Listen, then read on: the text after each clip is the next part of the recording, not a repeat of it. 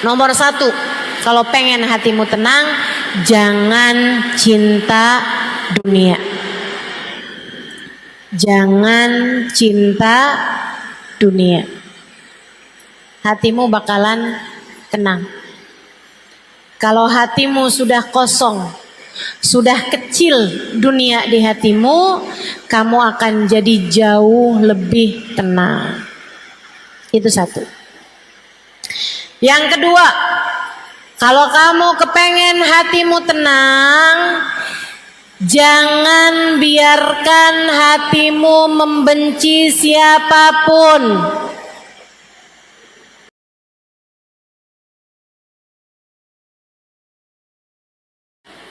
Rasa senang itu sifatnya sebentar. Sifatnya sebentar. Tapi kalau tenang itu permanen sifatnya. Orang yang hatinya tenang, tenang terus. Saat lagi senang dia tenang, saat lagi susah dia tenang. Saat lagi sehat dia tenang, saat lagi sakit dia tenang. Orang kalau hatinya tenang, sifatnya berketerusan, damai. Karena sekali lagi senang itu jatuhnya ke nafsu. Sementara tenang jatuhnya yang merasakannya adalah hati. Makanya lebih dari senang kita butuh tenang. Dan kita harus minta, Bu, ketenangan hati ini kita harus minta, Dek. Ketenangan jiwa ini kita mesti minta. Karenanya doanya Nabi Musa alaihi salam ketika diutus untuk menghadapi Fir'aun. Diutus Musa dan Harun menghadapi Fir'aun. Nabi Musa minta senjata. Nabi Musa minta bekal kepada Allah SWT menghadapi musuh bebuyutan yang sangat kuat ini, yaitu Fir'aun. Katanya Nabi Musa, Rabbi syrahli sadri wa yassirli amri wahlul uqdatan min lisani yafqahu qawli waj'al li waziran min ahli Haruna akhi. Itu doa Nabi Musa. Nomor satu yang diminta sama Nabi Musa bukan senjata pedang sangat tajam.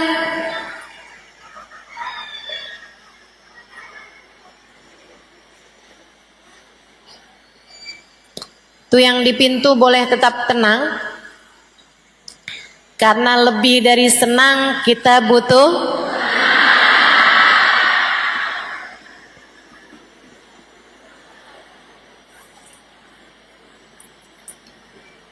semua yang hadir diharap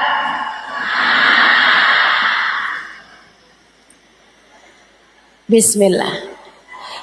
Dari semua hal Nabi Musa bahkan gak minta ilmu. Ya Allah, saya dikasih ilmu dong buat ngadepin Fir'aun. Nabi Musa gak minta kesaktian. Ya Allah, saya dikasih sakti dong ngadepin Fir'aun. Akan tetapi yang diminta oleh Nabi Musa nomor satu adalah Rabbi syrahli sadri. Ya Allah, lapangkanlah hatiku. Kenapa yang diminta kelapangan? Sebab hati yang lapang akan selalu tenang. Hati kalau lapang bakalan tenang. Kita kalau ngelihat lautan gede, hati kita ngelihat lautan tenang. Kenapa gitu? Karena besar. Sesuatu kalau lapang membuat hati jadi tenang. Makanya yang diminta nomor 1 sama Nabi Musa adalah kelapangan hati atau ketenangan hati. Nabi Ibrahim juga gitu. Nabi Ibrahim minta sama Allah.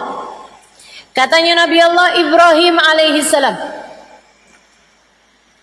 Rabbi arini kaifa tuhyil mauta. Ya Allah, tunjukkan kepada saya bagaimana engkau menghidupkan yang telah mati. Allah balik bertanya kepada Nabi Ibrahim, awalam tu'min?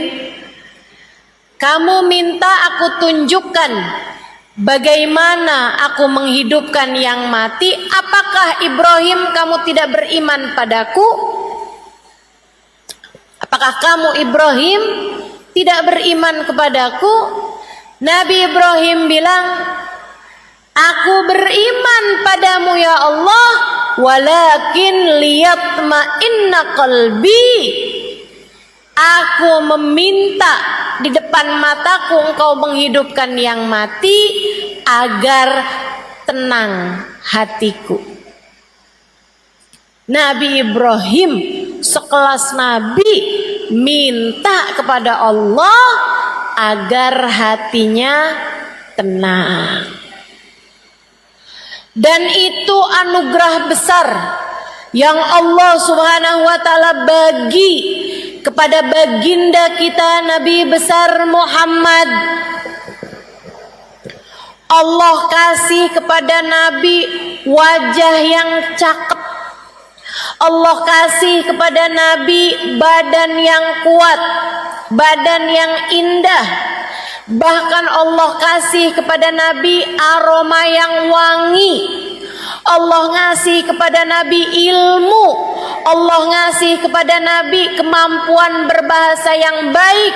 Akan tetapi di antara semua nikmat yang Allah berikan kepada Nabi Muhammad, Allah mengungkit pemberian yang lebih besar. Kata Allah Subhanahu wa taala, alam nashrah laka sadrak. Bukankah telah kami lapangkan hatimu? Bukankah telah kami tenangkan hatimu, wahai Nabi Muhammad? Jadi ketenangan hati itu pemberian Allah yang luar biasa besar. Kamu jangan cuman minta duit sama Allah. Jangan cuman minta uang, harta. Ya Allah, kepengen punya rumah yang besar. Jangan cuman minta itu. Ya Allah, kepengen punya suami yang ganteng. Ya Allah, kepengen punya anak yang lucu. Ya Allah, kepengen punya mobil yang bagus, pengen punya motor yang bagus, pengen punya HP yang bagus, pengen punya baju, pengen punya tas yang bagus. Jangan hanya minta itu kepada Allah Subhanahu wa taala. Hidup udah cukup lama, rambutmu sudah mulai beruban. Kalau doa yang diminta duit melulu, apa enggak malu? Bu, umur udah kepala 4 bahkan kepala 5. Udah sholat lama-lama, doa, waktunya doa yang diminta duit lagi, duit lagi. Uang lagi, uang lagi. Harta lagi, harta lagi. Dunia lagi, dunia lagi. Jika semua yang kamu minta di dunia adalah untuk duniamu, lantas dengan apa kamu menuju ke akhiratmu? Takutnya sama Allah dikasih semua hajat-hajatmu dunia. Begitu masuk dalam alam kubur, kamu jadi miskin papa. Kamu jadi enggak punya apa-apa. Sayang-sayang, ayo minta yang penting. Salah satu dari yang penting, minta sama Allah kelapangan hati, minta sama Allah ketenangan hati. Orang kalau sama Allah dikasih hati yang tenang, setengah permasalahan dalam kehidupan sudah berhasil dia jalani dengan mudah.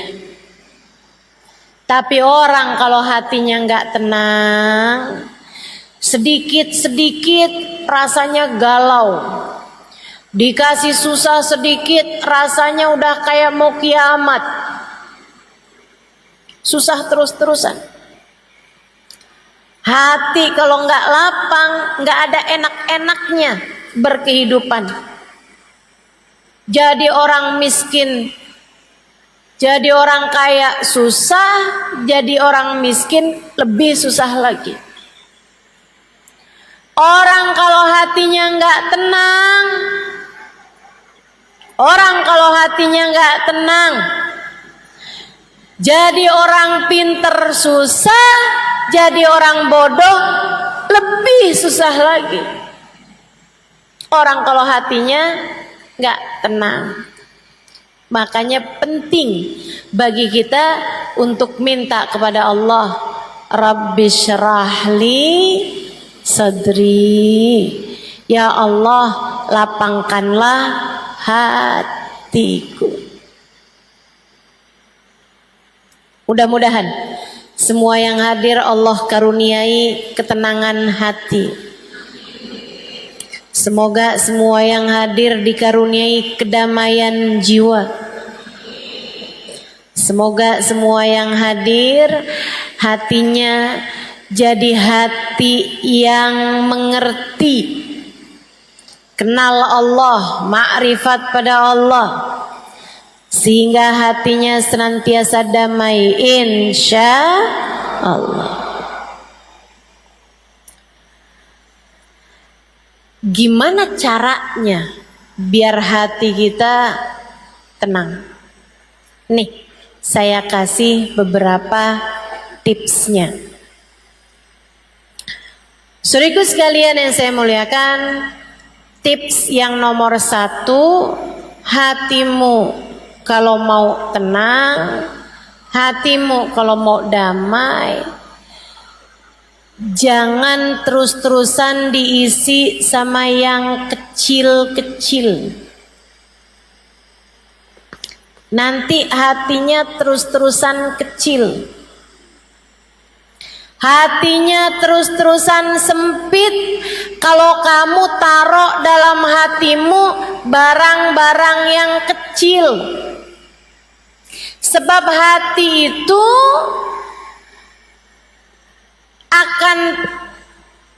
akan menjadi seperti yang dimasukkan. Kalau yang dimasukkan kecil, dia jadi kecil. Kalau yang dimasukkan besar, dia jadi besar. Kalau yang dimasukkan barang-barang kotor, hatinya jadi kotor. Kalau yang dimasukkan barang-barang yang mulia, hatinya jadi mulia. Maka kalau kamu pengen hatimu tenang, hatimu damai, taruh dalam hatimu yang besar. Apa yang besar? Tepatnya siapa yang besar? Tak ada yang lebih besar daripada Allah Subhanahu wa ta'ala, Jalla Jalaluhu wa ta'ala azamatuh.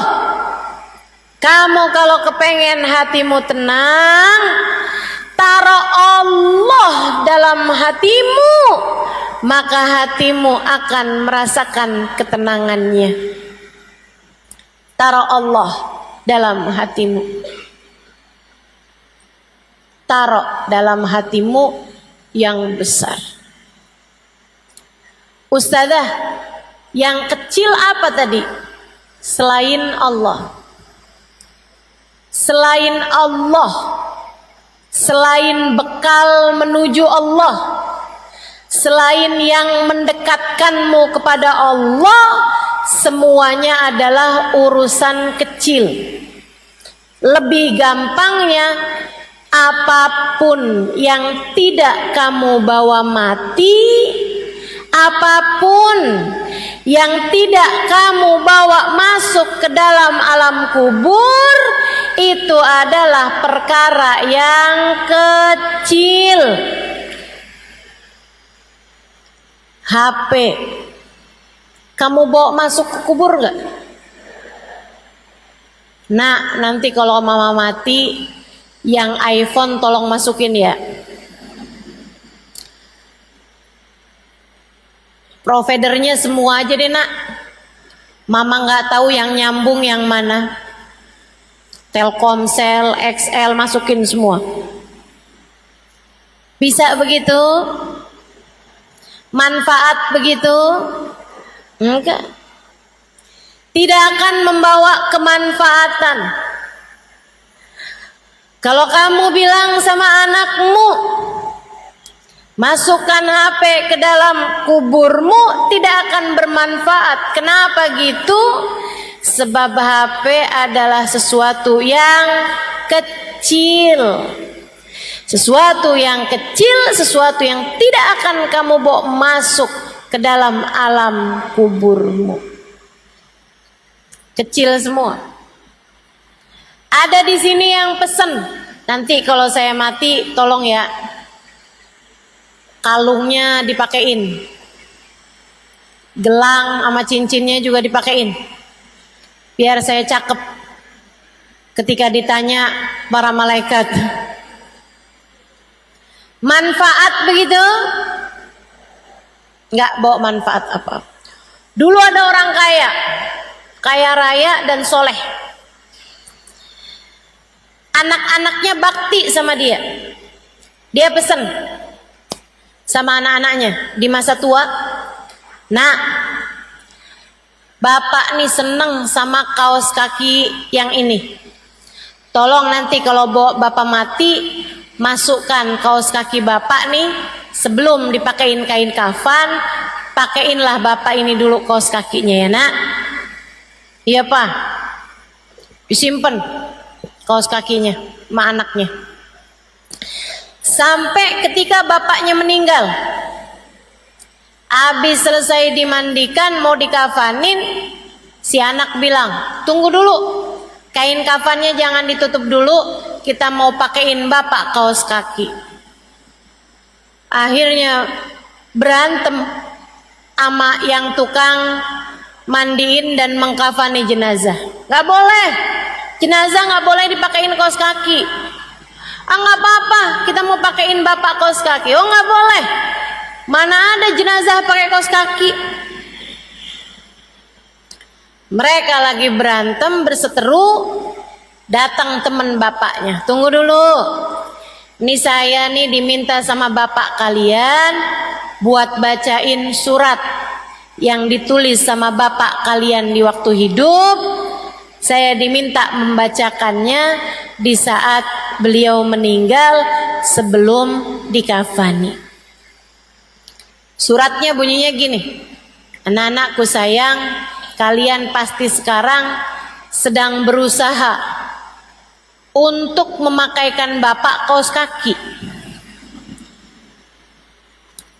Nah, bapak gak minta kaos kaki. Kata bapaknya, bapak nak gak minta dipakein kaos kaki. Akan tetapi bapak lagi mau mengajarkan kalian bahwasanya seberapapun banyak harta yang kita punya, tidak ada satupun yang bisa kita bawa masuk kuburan. Jadi bu, kak, dek, sama harta dunia biasa-biasa saja. Jangan terlalu, jangan kebangetan, jangan ambisi, jangan rakus sama dunia. Biasa-biasa aja. Bayangkan kalau kamu mati, kamu bawa apa enggak itu? Kalau kamu tahu, iya ya, saya mati juga nggak akan saya bawa. Jangan bela mati-matian apa yang tidak kamu bawa mati. Jangan kejar abis-abisan apa yang tidak kamu bawa mati. Insya Allah. Jadi yang nomor satu, kalau kamu kepengen hidup kamu tenang, hati kamu tuh keluarkan pelan-pelan cinta terhadap dunia.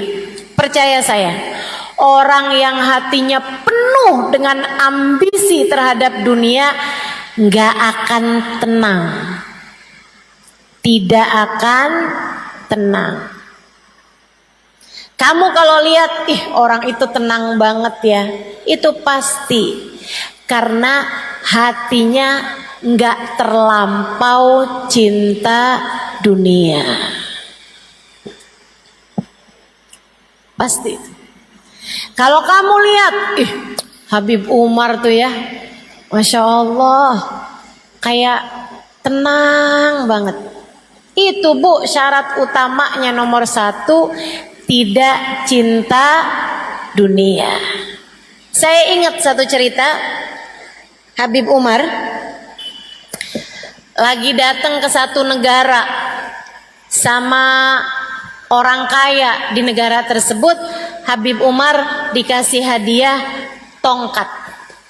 Habib Umar terima, makasih. Karena memang ajaran kami, ajaran kita, ajaran yang diajarkan oleh guru-guru kami, kalau dikasih jangan ditolak, kalau nggak dikasih jangan minta. Ini teori kita nih terhadap urusan dunia. Kalau dikasih jangan ditolak, kalau nggak dikasih jangan minta. Habib Umar dikasih tongkat itu, diterima sama Habib Umar. Makasih, jazakallah khair segala macam. Habib Umar kemudian dikasih tahu, udah diterima nih sama Habib. Habib bawa jalan tongkat itu, dikasih tahu, maaf Bib, itu Bib tongkatnya dari gading gajah, harganya hampir 1 miliar. Kalau duit kita nih harganya hampir 1 miliar, ratusan juta. Tongkat dari gading gajah. Bu, gading gajah Bu, mahal. Karena tak ada gading yang tak retak. Gak nyambung ya. Pokoknya susah lah dapatnya si gading ini. Jadi harganya mahal. Dia tuh cerita sama Habib Umar, ngasih tahu bahwa itu gading gajah, mau ngasih tahu bahwa ini barang mahal. Orang dunia urusannya mahal murah. Tapi Habib Umar orang akhirat yang hatinya nggak ada urusan dunia. Hati Habib Umar isinya adalah Allah Subhanahu wa ta'ala dan Rasulnya. Ketika dikasih tahu bahwa itu gading gajah, yang dipikir sama Habib Umar barang najis nih. Barang najis. Karena gading gajah hukumnya najis, teman-teman. Habib Umar langsung ngambil tisu. Habib Umar tetap pakai tuh tongkat, tapi dilapisin tisu biar nggak langsung kena ke kulit beliau karena hukumnya gading gajah adalah najis. Habib naik kapal. Waktu itu ada perjalanan beliau naikin kapal. Habib naik ke apa tuh namanya? Anjungan kapal, keluar dari kapal sampai ke pojokannya kapal tuh. Habib ngobrol-ngobrol segala macem sampai ketika beliau sudah sampai di tengah-tengah lautan, Habib Umar panggil lagi orang tadi tuh yang ngasih tahu bahwa ini adalah gading gajah. Bukan yang ngasih, orang yang ngasih tahu bahwa ini adalah dari gading gajah dan harganya sangat mahal. Habib nanya, ini gading gajah beneran? Iya Bib. Mahal Bib. Gading gajah yang itu kan, dari gajah itu culaknya, kata Habib, gadingnya. Iya Bib, bener Bib. Bismillah. Beliau kemudian bilang sama muridnya, ini dari gading gajah yang najis itu kan? Tahu kan kalau santrinya hukumnya? Dia bilang betul Bib. Bismillahirrahmanirrahim, beliau lemparkan ke lautan. Sah. Orang lihatnya yang duit beterbangan. Habib Umar ngelihatnya barang najis, tidak boleh digunakan. Beliau melemparkannya ke lautan begitu saja. Dibuang sama Habib. Najis kata Habib. Masya Allah. Sama kayak kalau ada di antaramu yang pakai tas dari kulit buaya. Kulit buaya beneran, bukan buaya darat. Itu kan hukumnya najis. Saudaraku sekalian saya muliakan, karena di hatinya gak ada cinta dunia, Bu. Orang yang kayak begini hatinya tenang terus-terusan, gak kebanyakan mikirin angka. Kamu kalau kepengen rumah tanggamu tenang, jangan kebanyakan ngomongin uang sama suami. Saya kasih tahu, Ustazah saya berantem mulu. Ya kamu tiap lihat suami ngajuin proposal, bayar ini sekian, bayar ini sekian, bayar ini sekian. Ya suami mumet, suami pusing. Yang asalnya hatinya lagi tenang langsung jadi gak tenang. Yang mau minum kopi biasanya enak gitu kopinya, oh begitu habis diomongin gimana ya kita mesti bayarannya anak-anak, mesti yang begini, mesti token listrik habis, gas habis, ini habis, pulsa saya habis, wah itu udah pusing lah gitu. Rumah tanggamu jadi tidak tenang. Jangan kebanyakan ngurusin urusan-urusan yang kecil. Ustazah kalau nggak diurusin kan nggak beres. Nggak gitu maksud saya. Yang harus kamu urusin, tapi yang nggak perlu kamu urusin, jangan kebanyakan ada dalam pikiran kamu. Cara dapetin uangnya, cara dapetin rizkinya, kamu hanya perlu menjemput rizki. Cara rizki itu sampai kepadamu, biarkan jadi urusan Allah. Teman-teman saya sekalian, kamu hanya perlu menjemput rizki. Apa sih Ustazah bedanya? Nih, ada nggak di antara kita nih datang ke sekolah TK, kemudian kita tungguin TK-nya bubar. Begitu anak-anaknya bubar, ada yang nanya gitu, kamu di sini ngapain? Saya mau jemput. Emang kamu punya anak? Enggak. Lah kalau nggak punya anak ngapain jemput? Kamu akan menjemput seseorang, menjemput anakmu dari sekolah karena memang kamu punya anak di sekolah tersebut. Artinya Allah nyuruh kamu menjemput rizki karena memang rizkinya sudah ada, diaturkan oleh Allah Subhanahu wa taala. Kamu hanya perlu menjemput saja.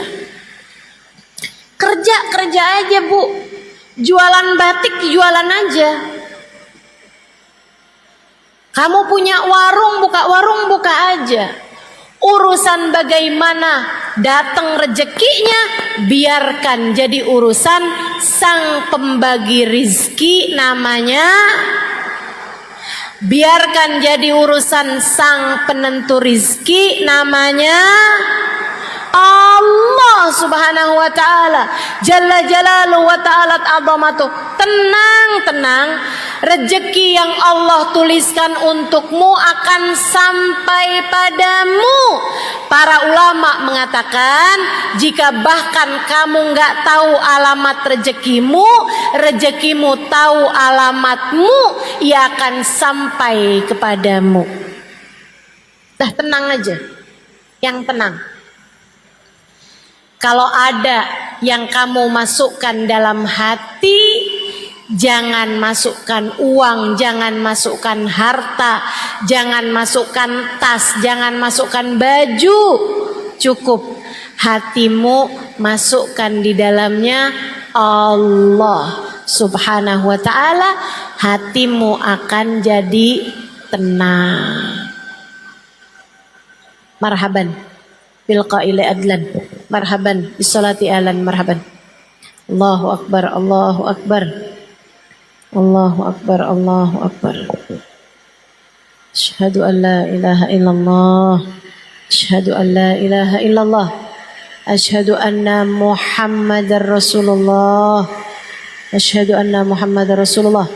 Marhaban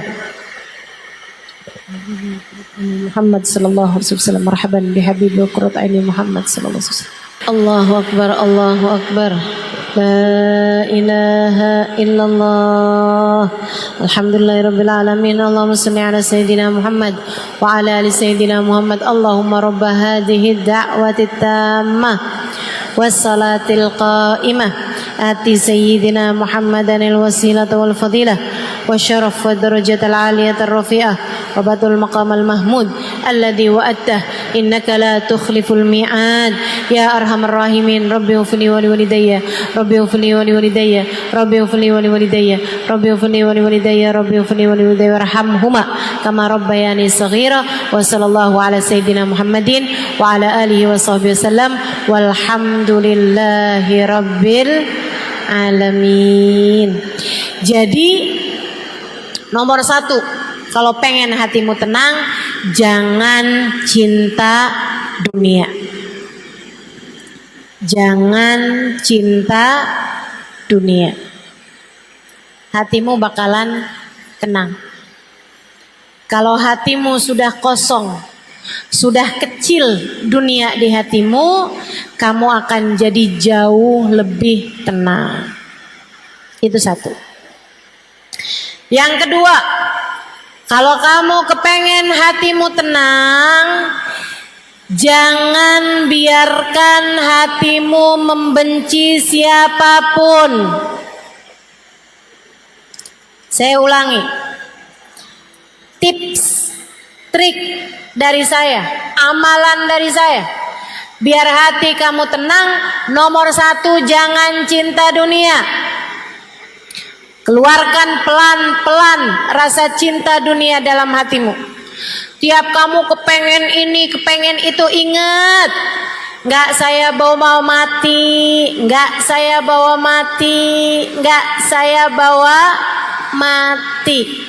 Termasuk dunia adalah mencintai seseorang dengan berlebihan.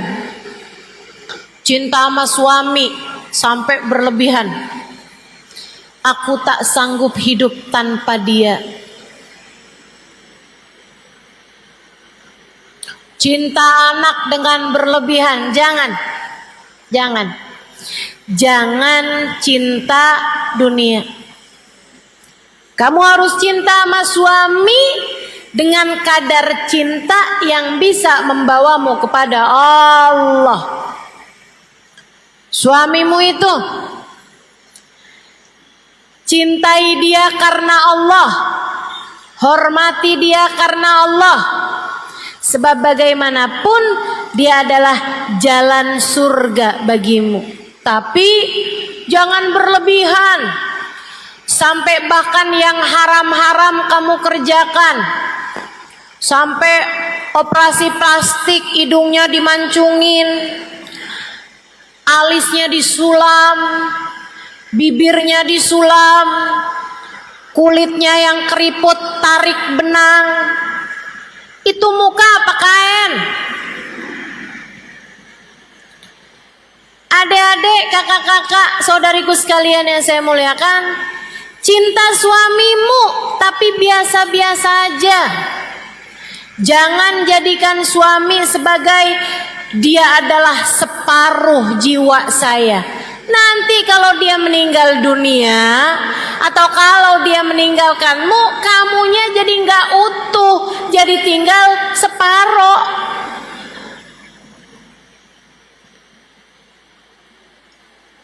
Jangan cinta dunia, hati kamu bakalan tenang. Yang nomor 2, jangan benci siapapun. Hati kamu tenang.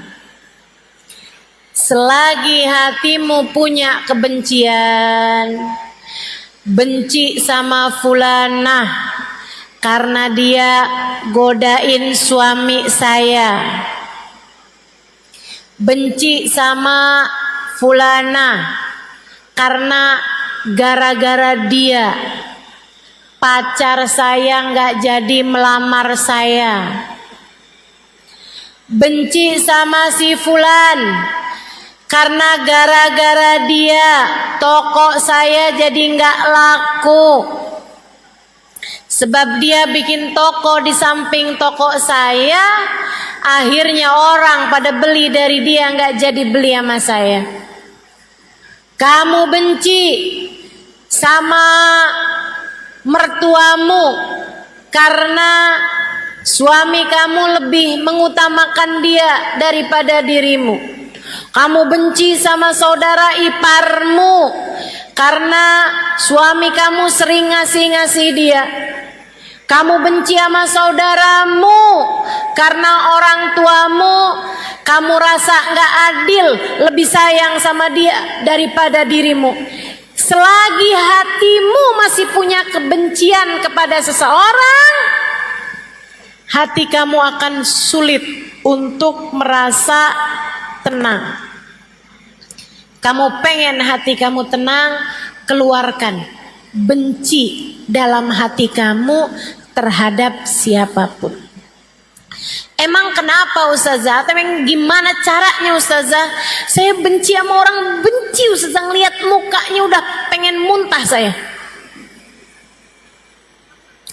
Gimana caranya menghilangkan kebencian kepada seseorang?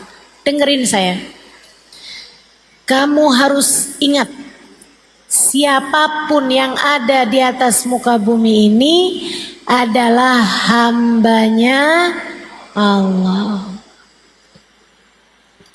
Siapapun yang ada di atas muka bumi ini semua adalah hambanya Allah, makhluk ciptaan Allah. Mereka jadi begitu juga ada izin Allah. Bagaimanapun tidak ada sesuatu terjadi kecuali dengan takdir Allah. Kalau kamu bisa ngelihatnya begitu, insya Allah nggak akan ada kebencian di dalam hatimu kepada siapapun. Pada siapapun. Kalau kamu bisa lihat orang sebagai hamba-hambanya Allah, Bu, Kak, Dek, insya Allah, nggak akan ada kebencian terhadap siapapun. Sama kayak kamu lagi mau makan donat di hadapan calon mertua kamu, oh kamu udah seneng banget sama dia, seneng banget sama calon suami kamu nih. Kamu datang ke rumah calon mertuamu, Dek, kemudian kamu disuguhin makanan.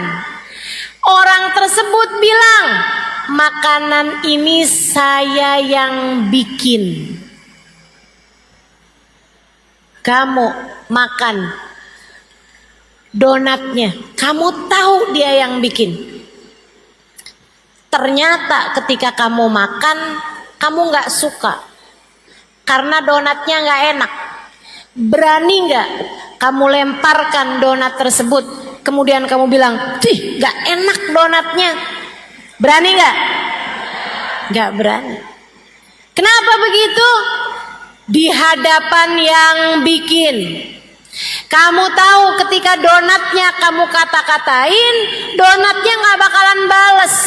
Kalau kamu bilang, "Ih, donat nih gak enak," donatnya gak bakalan bilang, "Kamu juga jelek." Gak bakal.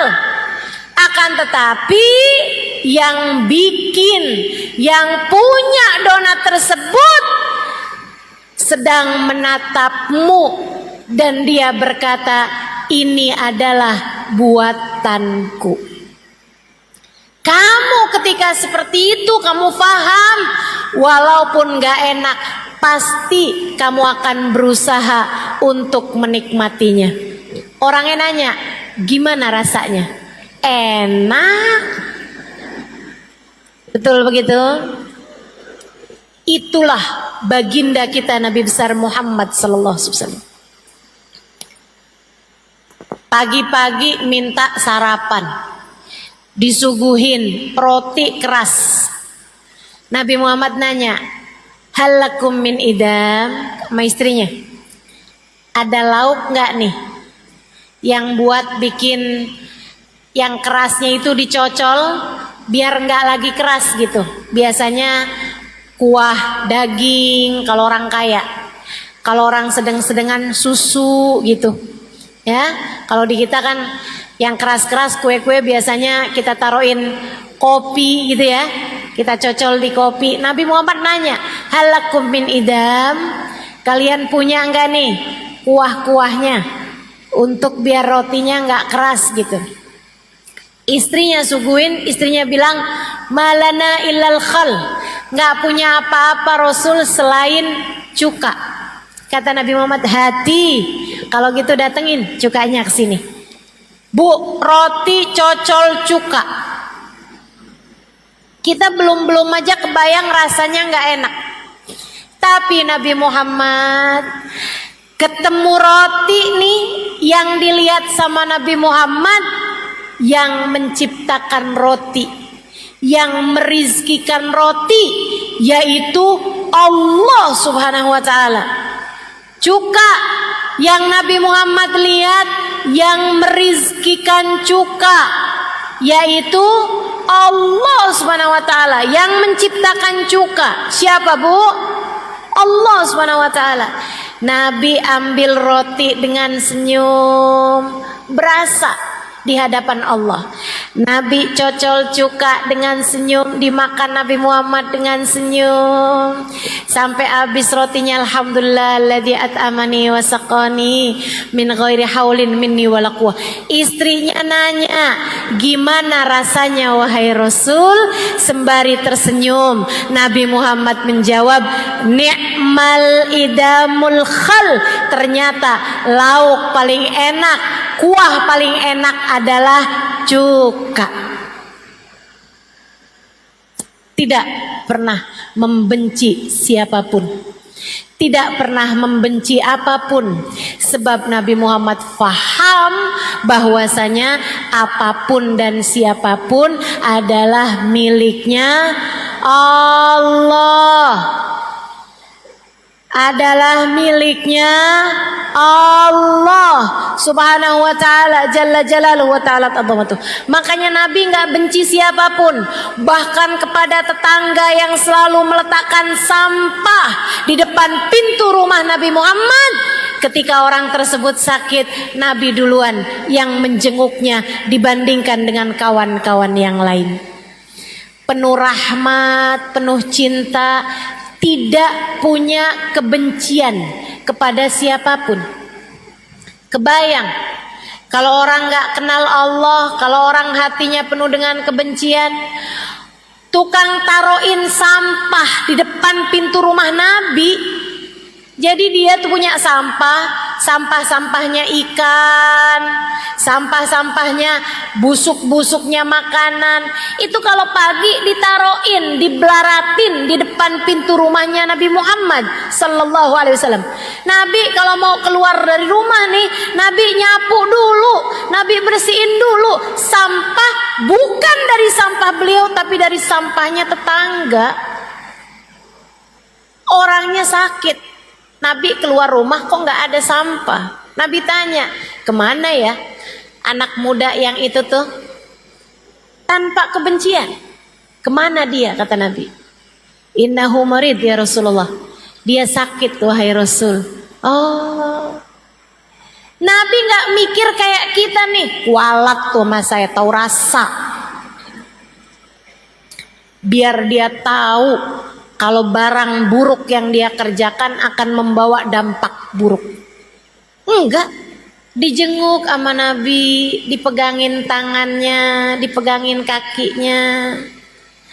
Nabi kemudian dikasih tahu sama Allah bahwa ajalnya sebentar lagi tiba. Bu, kita kadang kalau kesel sama orang, biarin dah di dunia masih maafin, tar di akhirat. Kebencian tuh. Di dunia sih saya nggak akan balas apa-apa, tapi entar di akhirat biarin dia masuk neraka, dipanggang di dalam api neraka. Kita kadang suka mikirnya begitu. Ini orang selalu naruh sampah di depan pintu rumah Nabi Muhammad. Dia sakit dijenguk sama Nabi, dipegang tangannya sama Nabi. Nabi ketika tahu ajalnya datang, Nabi nggak mikir, biar dia tahu dah dampak perbuatannya ntar di akhirat dia masuk dalam neraka, panas tahu rasa.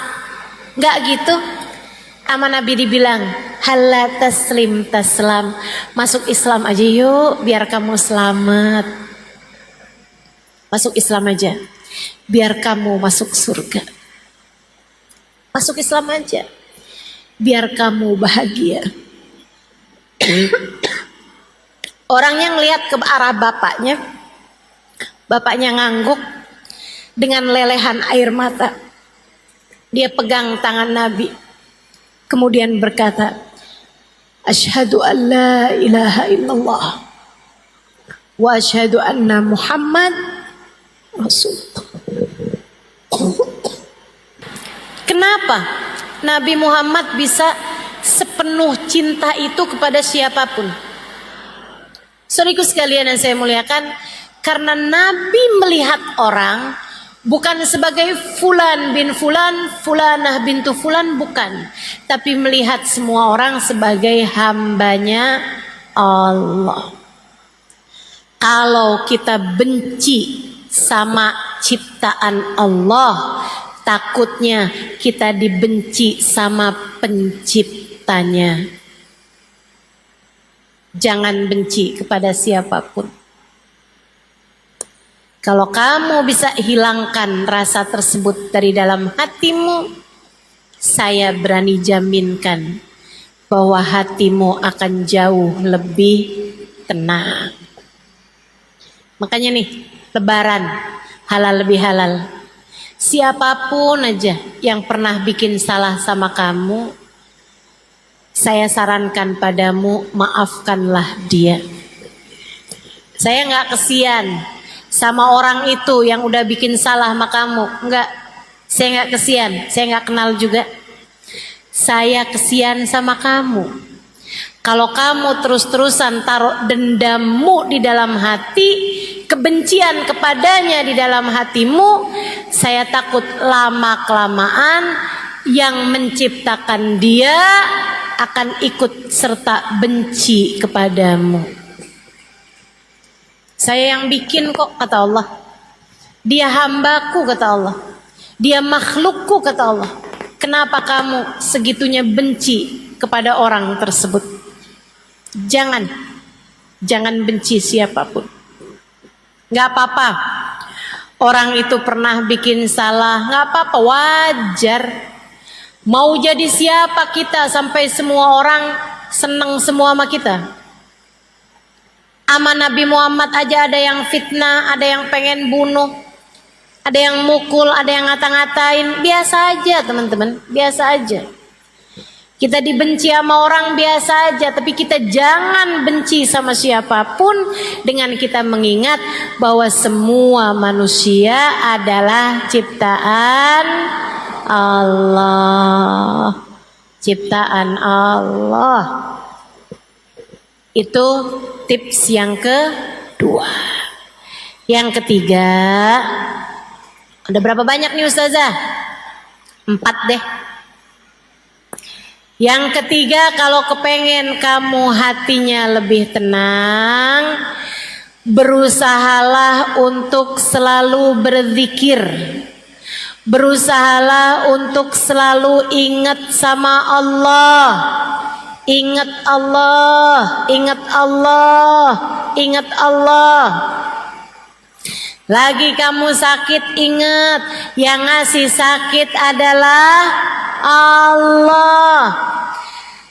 Robiah Adawiyah sakit berhari-hari bahkan berminggu-minggu sampai dijengukin orang. Kemudian mereka bilang, Robiah, doa kamu kan mustajab. Kamu tinggal doa aja. Ya Allah, sembuhkan saya ya Allah. Mungkin Allah akan segera memberi kamu kesembuhan, Robiah. Apa jawab Robiah Adawiyah? Belum waktunya. Maksud kamu gimana? Saya udah dikasih sehat sama Allah 30 tahun. Saya udah dikasih sehat sama Allah lebih daripada 30 tahun. Sehat terus. Sekarang nih saya baru dikasih Allah sakit beberapa hari. Malu saya mau minta segera diberi kesembuhan. Nanti kalau sakit saya sudah lebih daripada 30 tahun, baru saya akan minta diberi kesembuhan dari Allah. Keren banget gak tuh? Sebab dia faham sakit semuanya adalah dari Allah. Lagi dikasih kesulitan, kita mesti faham. Yang ngasih kita kesulitan adalah umur udah hampir 30 tahun belum datang jodohnya. Kamu harus paham, yang bisa ngasih dirimu jodoh adalah lagian nikah tuh bukan tentang siapa yang paling cepat, akan tetapi tentang bertemu dengan orang yang tepat. Jadi tenang aja dek, adik-adik jomblo, tenang aja. Kalau Allah tahu kamu perlu, kamu bakal dikasih. Kalau belum dikasih, artinya Allah tahu kamu belum perlu. Nikmati aja. Ibu-ibu, kakak-kakak yang udah nikah, kemudian belum dikasih anak sama Allah, tenang. Tenang. Tenang. Allah tahu kamu belum perlu. Kalau Allah tahu kamu perlu, bakal dikasih sama Allah SWT. Tenang. Yang tenang. Kita ini semuanya gak akan apapun terjadi kecuali dengan izin Allah. Maka hati kamu tuh terus-terusan aja ingetin Allah, Allah, Allah, Allah. Fahamilah, tak ada apapun terjadi melainkan semuanya dengan izin Allah. Tuh, rezeki kamu dikasih berapa, semuanya dari Allah. Muka kamu diciptakan seperti apa, itu semuanya adalah dari Allah. Nggak usah pusing-pusing mau berangkat ke Korea buat operasi plastik. Nggak usah. Dah dinikmati aja. Dinikmati aja semuanya. Saudaraku sekalian yang saya muliakan, yang punya suami silahkan dinikmati suaminya.